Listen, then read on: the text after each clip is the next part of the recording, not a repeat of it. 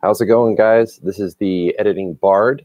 Welcome to the very first live stream and the very first video on my page. So a little bit about today is just kind of getting to know you, helping you get to know me, answering any editing and writing questions that you may have. So I look forward to talking with you guys, getting to know you, and seeing a little bit more about what it is that you guys want to write about. So let's get started. One of the first questions that I had received, and this was a few days ago, was how do I get more readers? How do I attract more people to me? Excuse me.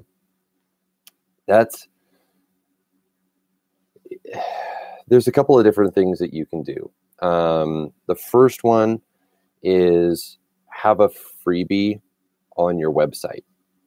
That's one of the easiest ways to kind of attract different readers. You can have a lot of different kinds of freebies. Typically, it needs to be something in relation to what it is that you're writing about, or if you're an editor like me, maybe some of your services, you offer a free 30-minute consultation, that kind of stuff. Something else that you can do, like I did, is I put my worksheets up on my website for free. So I have several different worksheets that I work off of, and excuse me, I created all of them. That was covering brainstorming, outlining, and character creation. Those were the three that people get when they subscribe, and it's been a great freebie. A lot of authors have signed up because of that. So when you're doing something for your website, you need to make sure that you know who you're trying to target, who you're trying to attract, and who ultimately you want to become customers. So when you're doing, let's say you're writing fantasy, okay, you want to have something that is going to be relatable to your reader. So you're going to want to have something that is maybe an excerpt from either the book you're working on or maybe a first draft, that kind of thing. It's going to help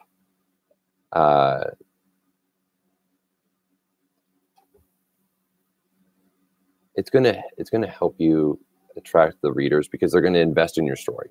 That's really what you're trying to do, is you're trying to invest in their story. You want them to engage with the characters, engage with the world, engage with the cultures, all of that stuff. You want to try and get them engaged. So that would be one recommendation.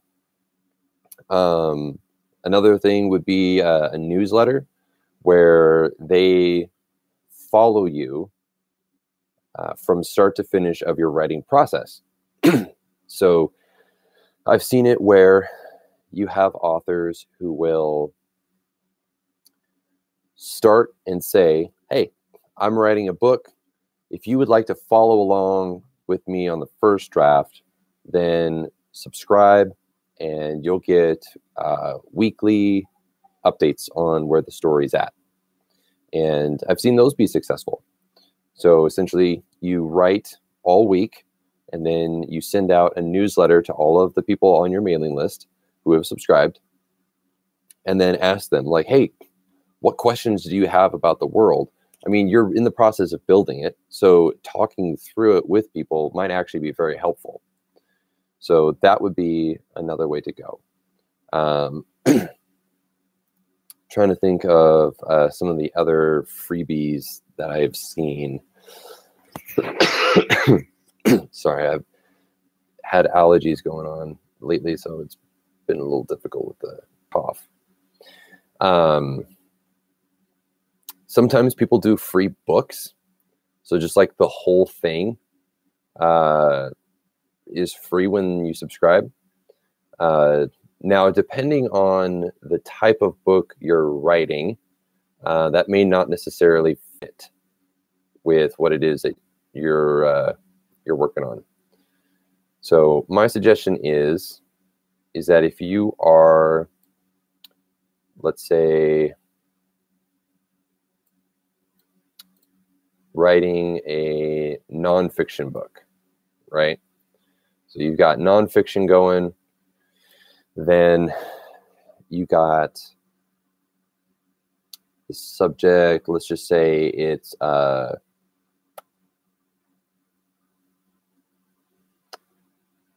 some sort of self-help, right? So you have that up as a freebie on your page, and I wouldn't have it be anything long. 15, maybe 30 pages, I think, is a good length for a freebie. A whole book, even if it's nonfiction, is still fairly long. So I don't necessarily recommend putting an entire book up. If it's a short one, like I said, 15, 30 pages, I think that's a really nice sweet spot for a lot of the freebies that I've seen. So you have a freebie for self-help to help kind of promote your brand or promote your ideas. That would be one way to go.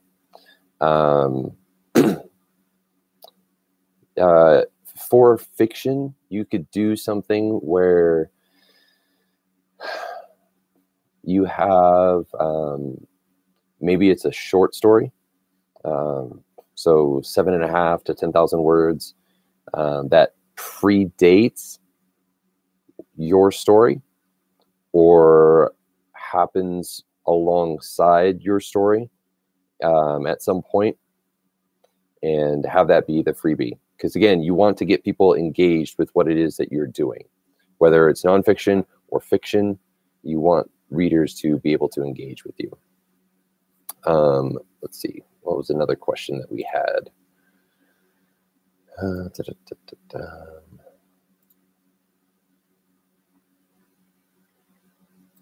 to pull it up here.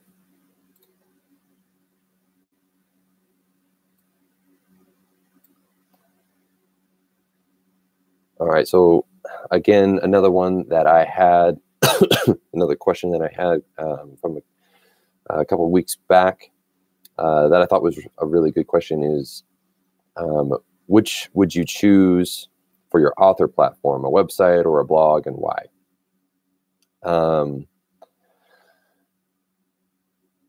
Again, it depends on what you're wanting to do. Websites are a little bit more hands-on, a little bit more complicated than just your standard blog, but they can be very helpful tools to help promote your brand.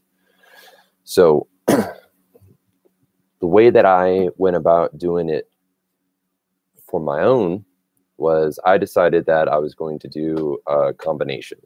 So I was going to do my website to be able to promote my my editing and coaching services, as well as having a blog to where I would be able to create new content to help authors really with any of the questions that they had and try to engage them that way. So some of the top sites that you can do are Squarespace, Wix. Let's see, there's Google had a blogging site. I wasn't super impressed with it, to be honest. It was very, very basic, kind of bland. But I know a lot of people who use it. It's strictly for blogging, so you don't really need something that's super fancy. If the blog is the way to go, something simple usually is best. If you want something where you're kind of forward thinking and you're like, okay, I want to build up my author brand. I want to build up credibility, I want to have all these different things, then I would recommend doing a website. Wix, for example, has a free version. So what that means is that you just don't get your own special domain name. So if you were to look up my website, it would be www.theeditingbard.com. If you didn't, or if I didn't have the premium version of Wix, it would be www.wix.com/theeditingbard, and then whatever else they tag on to the end of it. So that's kind of the downside of not having your own domain name. And if your domain name is available, I would recommend purchasing it. So that way someone else doesn't get it. They're super cheap. I purchased mine through Namecheap. It was like $9, and I've bought 4 from them over the course of building up my brand and working towards the Editing Bard. So that would be my recommendation. If you have a domain name in mind, check it, see if it's available, purchase it as soon as possible.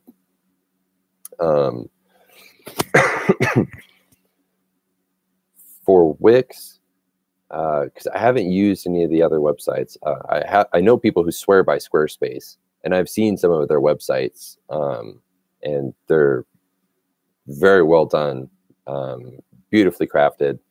It's one of those types of websites that is a website builder. So typically it'll have the option to have something created for you based on your name, a color palette, a design, all that kind of stuff. Or you can get real in-depth with an editor.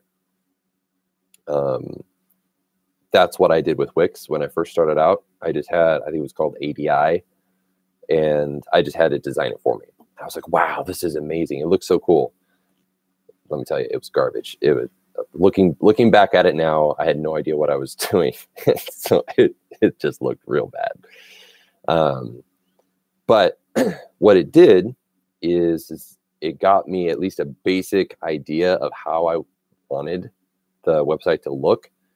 And then I switched over from ADI to the full website editor, which allowed me to add all sorts of different stuff to it, links to the buttons, anchors, which some of the stuff, if you're not familiar with it, is not going to make any sense whatsoever, and that's okay.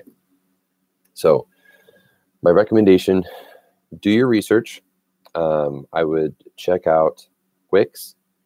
I would check out Squarespace. I would check out Weebly. Weebly is fairly inexpensive. And I believe they also have a free version. I think most of the major websites have a free version. They they just don't allow you to have your own special username until you've purchased a premium plan. And then there's also WordPress. I looked into WordPress. It was a little bit more in-depth than what I was probably ready to tackle. I know people who also, they swear by WordPress and they won't use anything other than WordPress, and that's totally fine. More props to them, because looking at it, I just got overwhelmed having to build my own website, not having necessarily the support that I would need as a newbie running a website, was intimidating. So they have a ton of resources and plugins, which is awesome. I'm super jealous of some of them. One of them being Pretty Links. It basically just takes the giant, ugly URLs and allows you to create a customized link. And it looks so much better than the stuff that you see posted most places. Like, if So like up at the top, it's like youtube.com/livestream/dashboard, then a whole bunch of other random numbers and stuff. It takes it, and it could just be live stream if you posted it up to social media.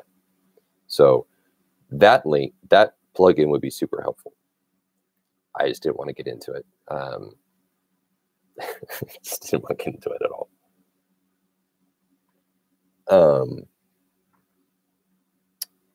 So a little bit more about Wix. And in regards to SEO. So for those of you who aren't familiar with the term, it's going to be something that you're going to need to learn about at some point or another for marketing purposes. SEO stands for search engine optimization. And that's basically how you get ranked and how you get found on Google. And let me tell you, it's a huge pain in the butt. It just really is. You can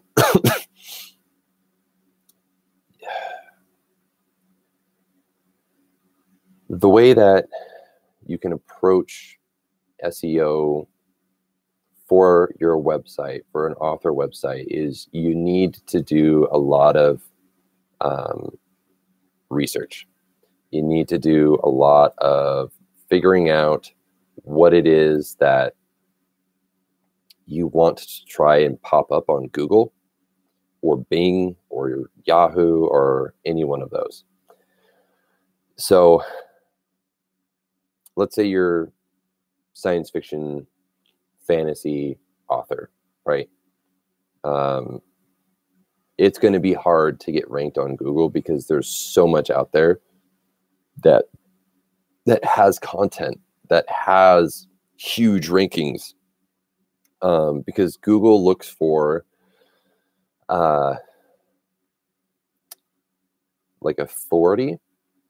So so if you have a blog, right, and you're writing a blog, the more blog posts you have, the more likely you are, if you're using keywords, and you really need to know what your keywords are.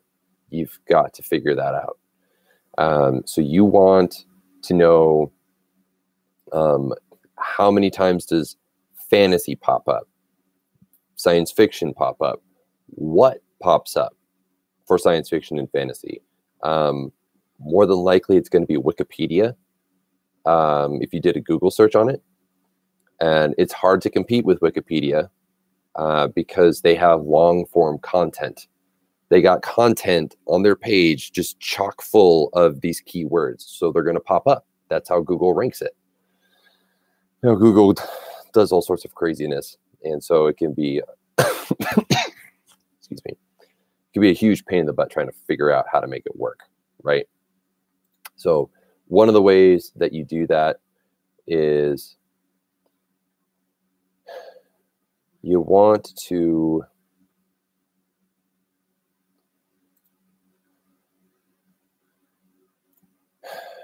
trying to think, because there's so much. I've been learning so much about SEO content. Keywords, key phrases, long form keywords. So like, for instance, like one of mine would be, what is a developmental editor? So when someone, if that's a keyword that I have or a long form keyword that I have, then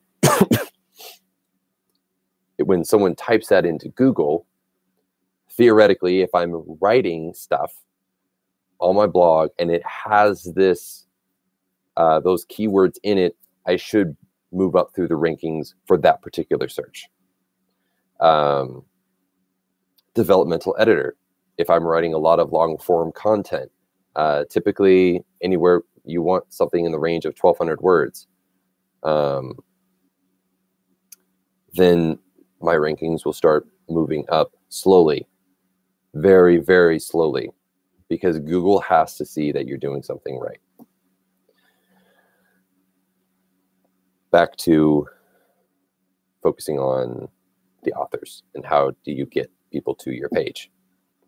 A blog helps. Most authors have blogs now, and you post about your writing. You post about the lessons that you've learned while writing. You post about the mistakes that you've made while writing, and you try to avoid while you write. That kind of stuff will help kind of boost your rankings up. And so I would highly recommend looking into it. The other part is that if you do anything like that, it needs to be consistent. Has to be consistent. If you're not consistent with your posts, then you're going to lose ranking. And readers, if you have readers that are reading it, if you're not being consistent, they're not going to show up. It's just how it works. You can do paid promotions. I haven't gone that route with Google. I keep my website ad free. So that's actually another thing that you can do, is you can put ads on your website. It'll generate a little bit of income. People posting, or when people come to your website, and if you have Google Analytics or any sort of website tracker, then you're going to get Google ads going through. The problem is that you have to be able to afford it. You have to pay for the ads in some cases. So I usually don't recommend doing that. It's a nice way to have passive income, but it's just kind of a pain. And I hate ads, because people they'll do like one ad, which isn't going to get them much of anything, or they're going to do way too many ads and their website's not going to load. It's one of the reasons why I removed ads from my website when I was trying it out. I tried the whole like Amazon affiliate links and stuff, and it bogged down the load time on my website a ton, and it wasn't worth it. So, and I would much rather just keep everything ad free for my readers' sakes, and for anyone who stops by my website. It just looks more professional to me to not have ads. Nothing against people who use them. It's passive income that I'm not making. So kudos to them. They figured out a way to make it work. It was more hassle than I wanted to deal with. So yeah, that would be some of my recommendations for an author to get people to your site. Take the time, research a little bit about SEO, content, having a blog, getting your name out there, talk to people who do YouTube reviews. You can do Goodreads. There's lots of ways to get your name out there without having to do a blog. It just requires a little bit more reaching out and contacting those people that you feel would be good to kind of promote your book.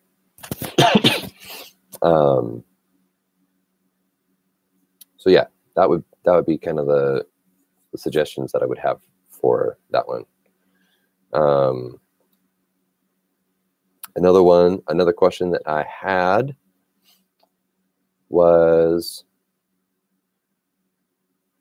let's see here. Can a chapter be too long or too short? What is an acceptable word count for a single chapter? The answer is depends. It really does depend. It depends on the genre that you're writing. It depends on the part of the story that you're at.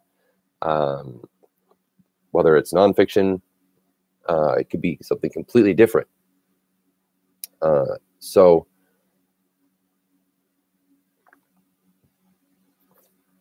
let's start with, can a chapter be too long? Absolutely, it can. It can be way too long. There was someone not too long ago that I did an edit for, and their first 3 chapters were a total of 40,000 words. That's way too much. And part of it was they didn't know how to break it down into smaller bite-sized chunks. It's just not where the story was at that point, which is okay. But no one's going to read a book that size if it's just 3 chapters. The chapters just go on and on and on, and it gets really laborious to do. So my recommendation, don't do that. So when I write my fantasy novels, and I'm talking, and this is in the context of a first draft. Okay, I'm not talking about later on after it's had multiple revisions. This is first draft status. When I sat down to write my fantasy novel,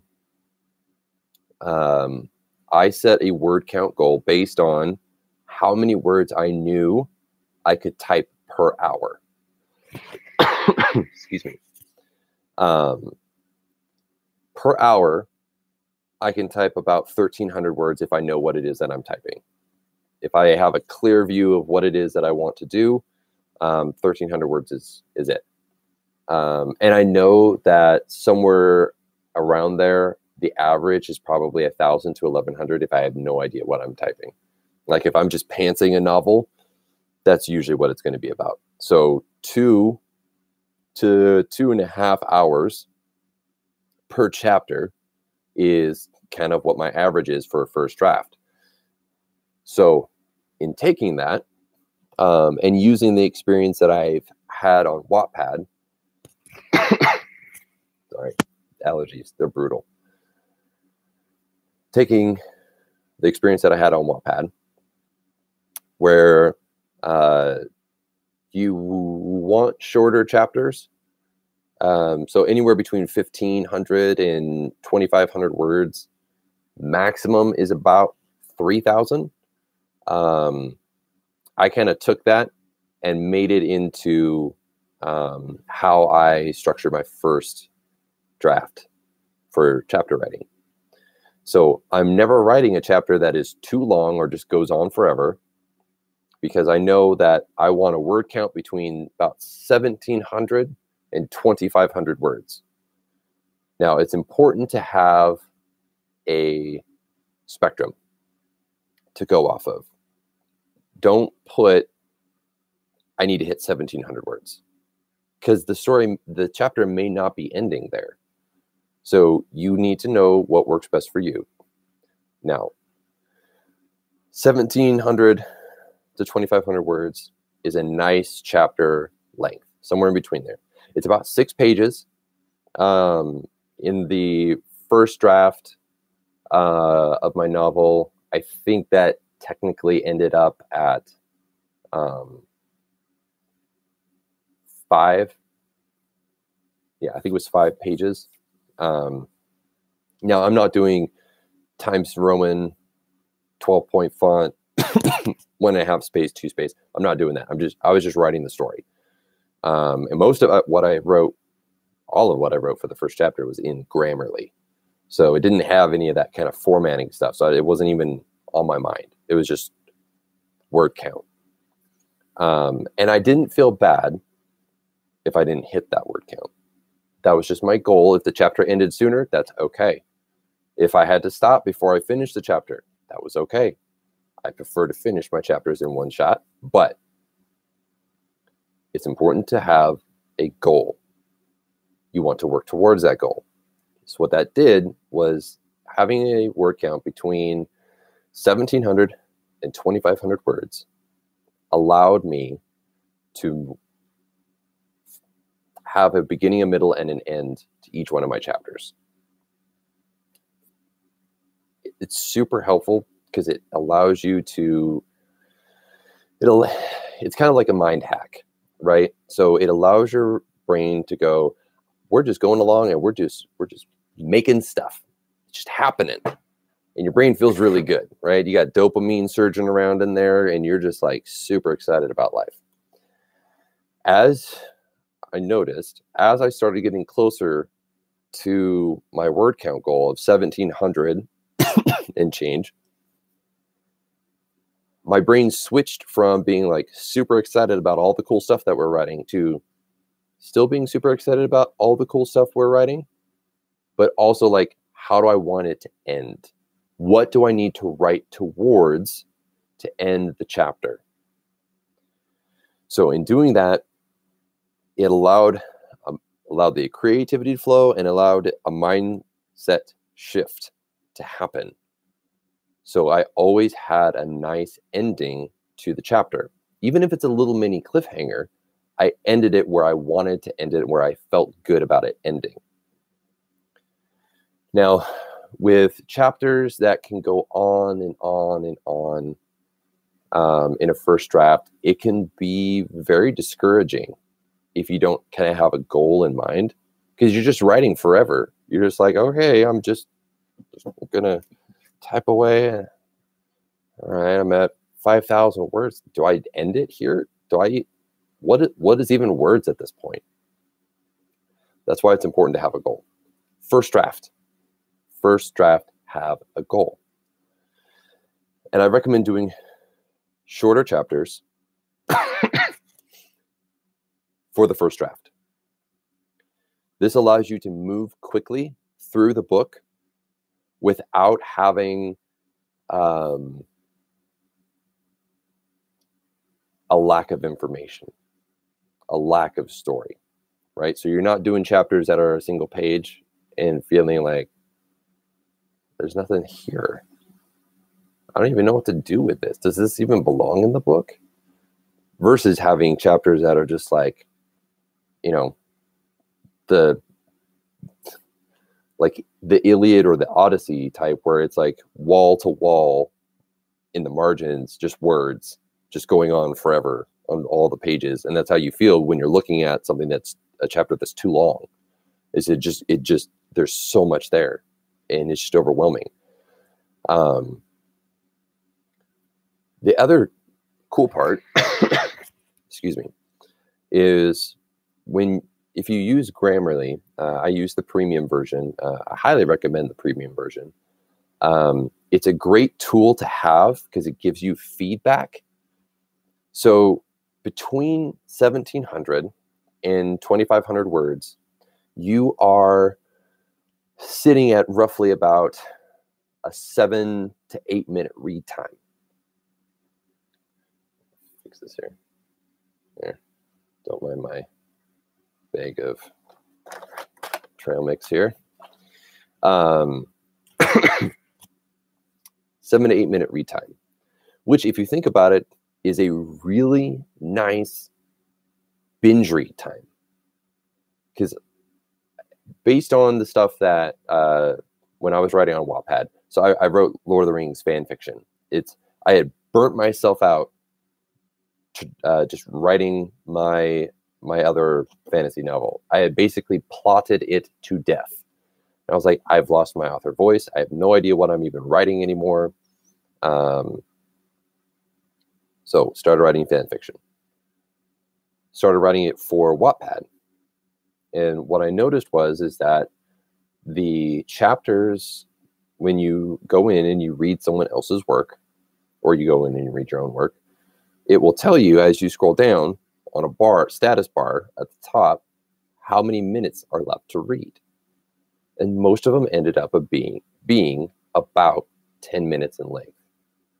And that was because they were roughly around 2,000 words. And that was all that was there. And there's no pages, it's just you keep reading down. But as you read down, bar moves to the side, tells you how many minutes. Excuse me.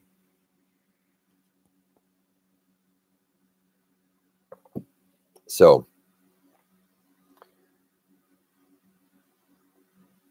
I recommend starting off with something like that when you're working through your first draft. What it does, it allows you write something out, you're done. You've finished a chapter, you feel good about it, you feel accomplished about it, perfect. Now you can focus on the next chapter. You finish that out, beginning, middle, end, boom, done. Move on to the next chapter. It allows you to make steady progress as you go. I wrote during the month of January 50,000 words using this. Now, there were some other circumstances that allowed me to stay at home, so I had a lot of time on my hands to do this, so I was pumping out a couple chapters a day. But that is my recommendation when it comes to writing chapters, especially for the first draft. You don't have to have something that is novel-sized length for the first draft. You need to get the book done so that way you can look back, have an preferably, and I'll talk about this in a minute, an editor look at it and figure out, okay, here's all the stuff that's working. Here's the stuff that's not. Here's the stuff that was really good. And we need to kind of fill it out to make it into a great story. Because you can have a good story on the first draft. An editor will help you make it great. So, this is not a hard and fast rule of writing. This is something that I've used for my own writing, and it's been very, very helpful.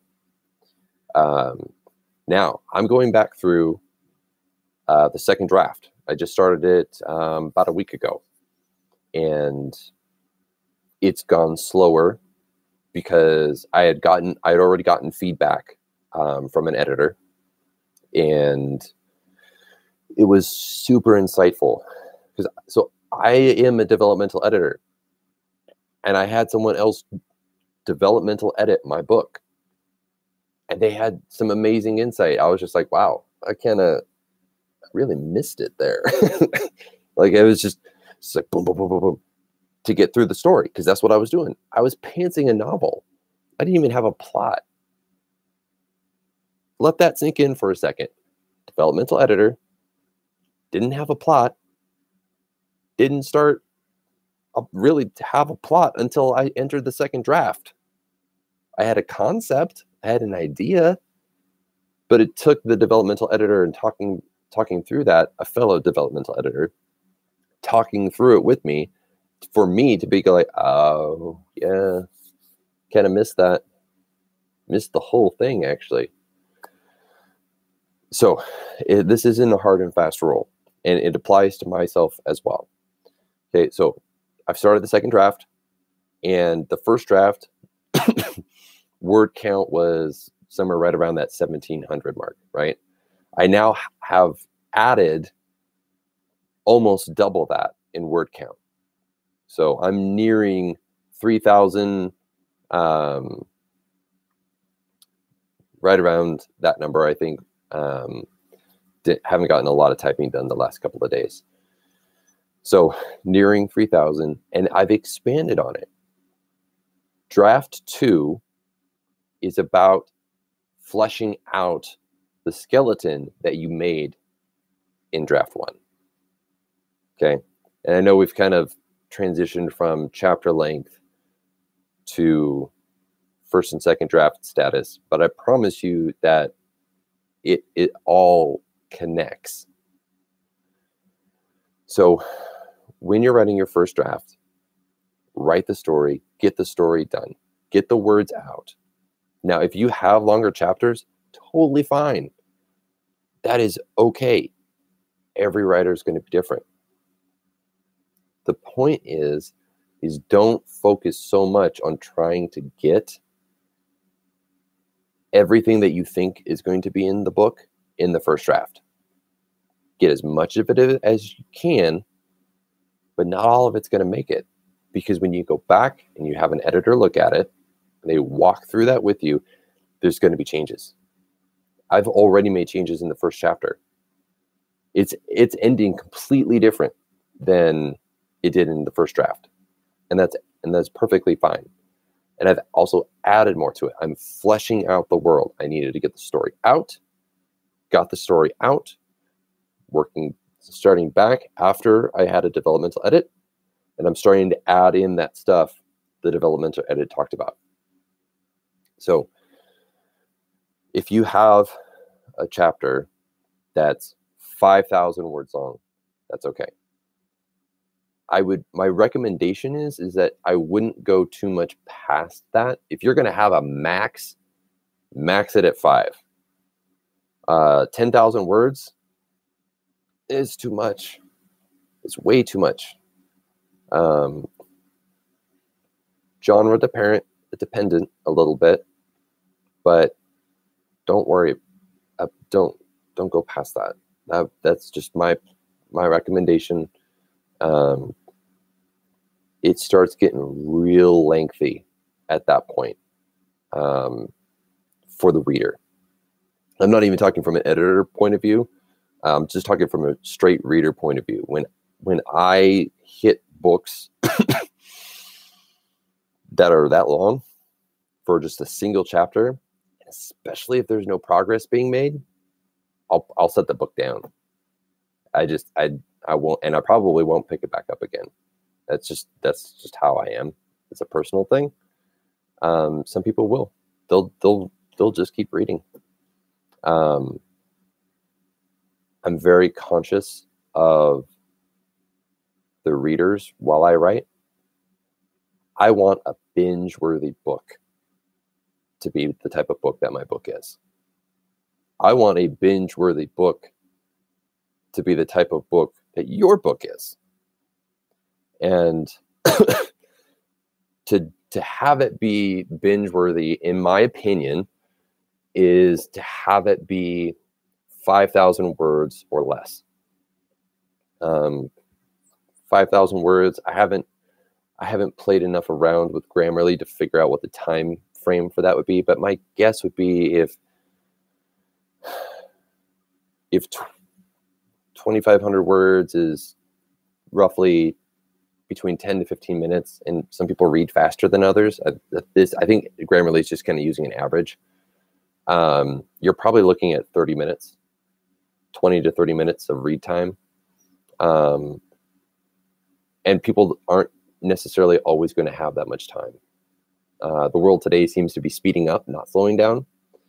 And so to have it be binge-worthy, I personally try and keep it between 10 and 15 minutes. As someone who's worked in fast food, you get a 10-minute break, and that's it. You know, sometimes you don't even get the lunch. So 10 minutes is all you got. Maybe 10 minutes if you're lucky. So having something that's within that 10 to 15 minute time frame is really nice for people to be able to binge. And especially if you create the pacing through that, people are going to be tearing through your book. So try not to go over 5. That's my personal recommendation. Yeah, that would be my recommendation for you. Now, in terms of having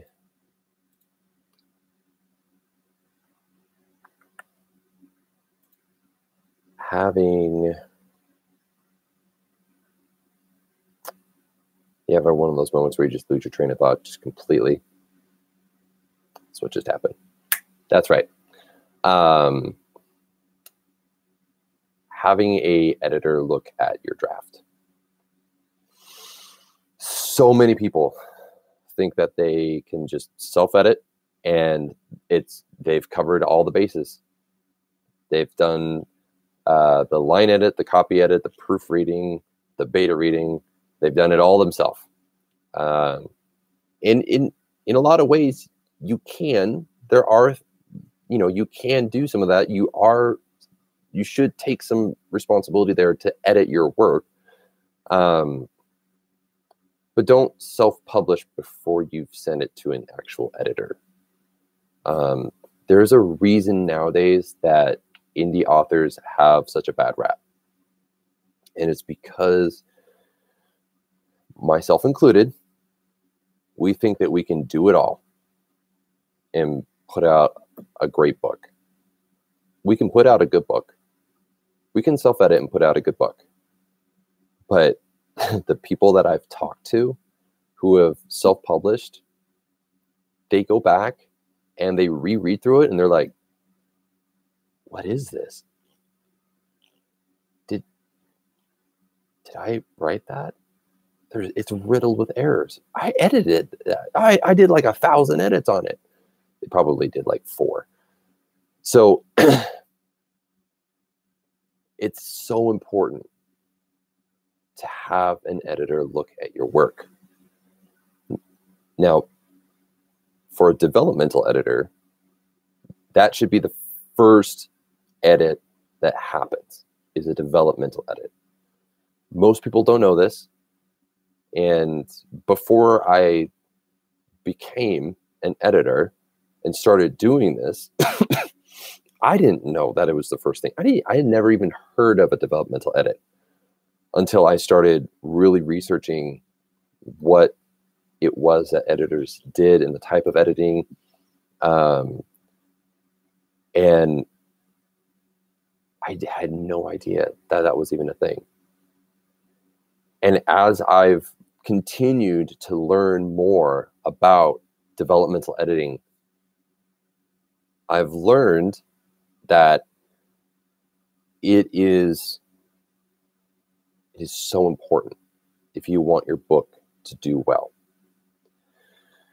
A developmental edit is the big picture of your book. Does the plot work? Are the characters interesting? Are there plot holes? Things that need to be fixed? Things that just don't make sense? These are all things that as writers, we miss. I miss. I had a developmental edit done on my book, the first draft of my book. And the editor was like, where's all this other information? They're like, I have lack of information here, which I knew ahead of time writing because I was pantsing the novel. I knew I wasn't putting a lot of detail in there. But there was a part of me that was like, I could probably publish it just how it is because I'm that good. Wrong. That is the wrong answer. That is not the right answer for anyone. Never publish your first draft, ever. The only people who should be seeing your first draft is your editor and yourself. Period. Don't send it to family and friends. Don't send it to beta readers. Betas are a wonderful resource for a finished book. That is what they are there for. They're there after you've done the edit to make sure that it all fits for the reader. They are not editors. The developmental editor is going to go through and it's going to pinpoint every single one of those issues and work with you to fix them. I love working on first drafts so much. That's the time to catch a lot of those big mistakes, those big errors that the writers probably aren't going to see because they're in the world that they're writing, as well as they should be. They should not be focused on editing. They should be focused on creating the world. The editor is meant to be that second pair of eyes that's outside of the world that they're writing in, looking in, and then working with the author together so that way they can make a great book. So, excuse me. Get an editor. If you're self-publishing, get an editor. Now, if you're going to traditionally publish, my recommendation to you would be to do a light developmental edit yourself before you send it off to an agent and you start querying with it. It should have passed at least one edit, probably 2 edits for good measure. Now, if you're going to self-edit, my recommendation to you would be to set it aside for 6 weeks minimum. I want you to forget everything that has happened in the book. When you read back through it, it needs to be as if you're reading through it the first time, because you have to use the other side of your brain. So this looks like the left, it's the right, I promise. Right side of the brain, creativity. Left side of the brain is the one that is all analytical, and this is where you edit. Left side of the brain. So you have to be able to use your left side of the brain. You have to have distance from your work. You have to step outside of the world that you've created in order to look back and have enough perspective and clarity on what it is that was written. Because when you're in the world, everything makes sense. You've been in it. You've been creating it. It's your baby. You have to have the time. And then there's so many different ways to self-edit. You can print it out, which isn't a bad idea. The problem is that with printing out, it can take a little bit longer to do the edits because you have to transpose the edits into the Word document or Google Docs if you're using that. So my recommendation here would be Control All and change the font. Change the font to something completely different. So if you're using, so Word typically has like Calibri body is usually kind of what the default setting is. Change it to Times. Change it to Comic Sans. Change it to something that's legible but different, that will kind of help your brain tell your brain that it's not the same thing. You're just trying to trick your brain into thinking that this is a story that you've never seen before. That's the point. Because you need to look at it through an analytical point of view and be like, oh yeah, story-wise, that just doesn't make any sense. That's a huge plot hole. With the traditional publishers, you're typically going to have someone, it's going to go through several edits, which is why it usually takes several months before you're, to a year before you're actually published. Depends on the publisher. There's a number of different variables that no one can take into account for, but typically it's going to go through an edit through several different editors. So you don't have to get an editor. Could you, before you start querying, get an editor? Absolutely. I'd still recommend it. It's a great way to make sure that you're putting your best book forward to an agent. So that way they can pitch it then to a publisher. But if you're going to self-publish, get an editor. There's lots of affordable editors out there. And I know that I'm running short on time, but it breaks my heart to see and to hear the stories of so many authors who have paid thousands of dollars and gotten scammed out of, by somebody. Websites like Upwork and Fiverr, while they are useful tools and you can find good editors on there,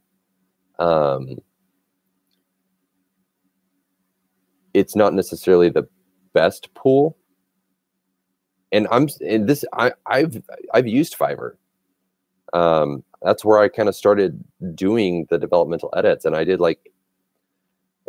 15 edits on there before I decided to jump in and do my own business.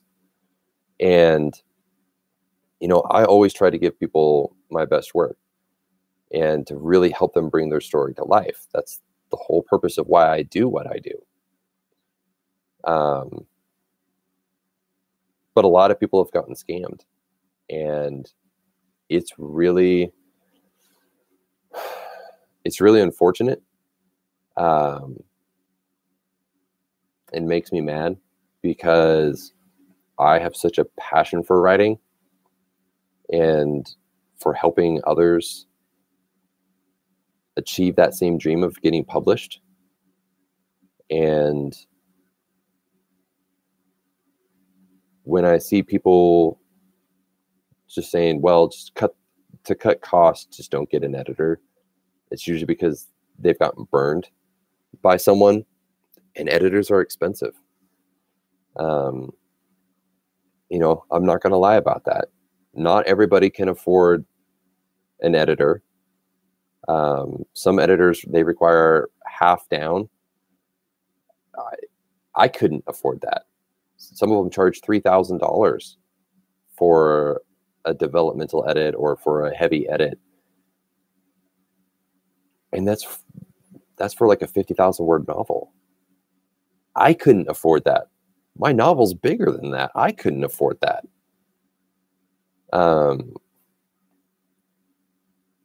There's a lot of work that goes into editing.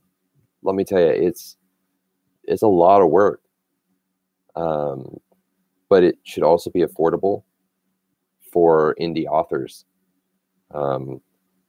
As an indie author, I'm kind of sick and tired of people looking down on us for choosing the self-publishing route. Now, I haven't self-published. I'm working towards that. It's been my dream to see my book in my hand.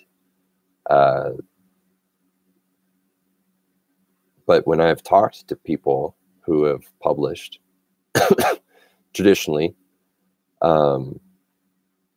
always get talked down to because of that. And I know a lot of you will probably agree that you've had the same or similar experiences. I'm really tired of that. And I want indie authors to be able to have the editing that they deserve, which is why I started the editing bard. You know, for a 50,000 word novel, I charge $500, or no, excuse me, 750.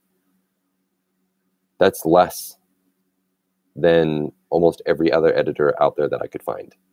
And I did a lot of research when looking up my prices, because I want to help the indie market.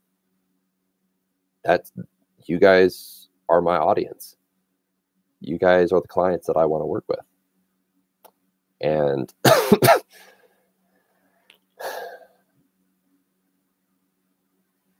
I couldn't wrap my mind around, like, if I can't afford it, how's anybody else going to be able to afford that kind of editing? You know, they're putting down thousands and thousands of dollars in the hopes that they're going to get a good edit. And I wanted something that was going to be priced lower than a lot of the other editors out there. So that way I could work with more people and help more indie authors. That's why I also offer payment plans. I advertise. I show that on my website. I list all of the prices on my website. I don't charge an hourly rate. I charge a flat rate. You know, I'm transparent about, I don't mess around. I don't play games with indies. I just don't.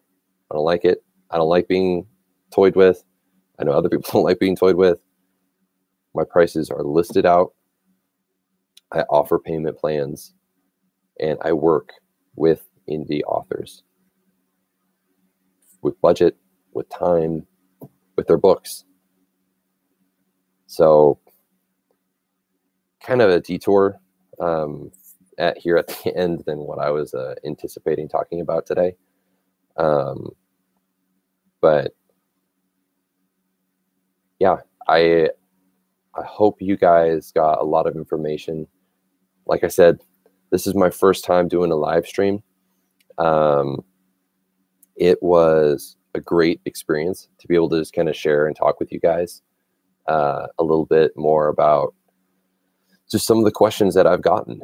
And I hope that you guys could find a nugget from this, that you'll get some helpful information.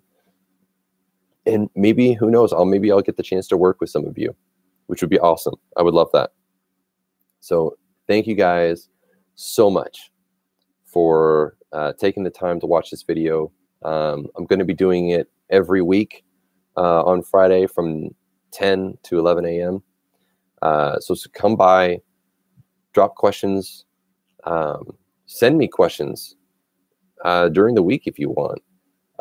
sdhoward@theeditingbard.com is my email address. Shoot me questions. And if it doesn't end up in a live stream video, it's probably going to end up as a blog at some point. So thanks again, guys. This has been the Editing Bard Live, and I will see you again next week. Take care, guys.